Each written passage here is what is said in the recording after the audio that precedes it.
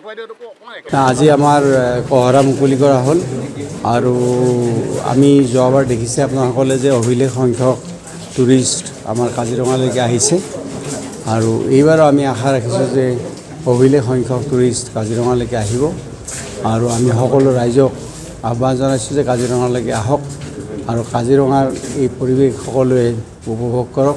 অসমৰ সাম্প্ৰতিক পৰিৱেশত যথেষ্টখিনি বিশ্বৰ পৰ্যটক আকৰ্ষিত হৈছে আৰু আমি ভাবিছোঁ যে এইবাৰ পূৰ্বৰ অভিলেখ ভংগ কৰিব আৰু আশা কৰিছোঁ যে বিশেষকৈ প্ৰকৃতিপ্ৰেমীসকলৰ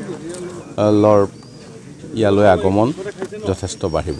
26 বৰ্ষৰ বাবে কাজিৰঙাৰ যি ৰেঞ্জ এই ৰেঞ্জ আজি পৰ্যটকৰ বাবে মুকলি হৈছে আৰু আমি আশা কৰিছোঁ যে এইবছৰ অভিলেখ সংখ্যক টুৰিষ্ট ইয়ালৈ আহিব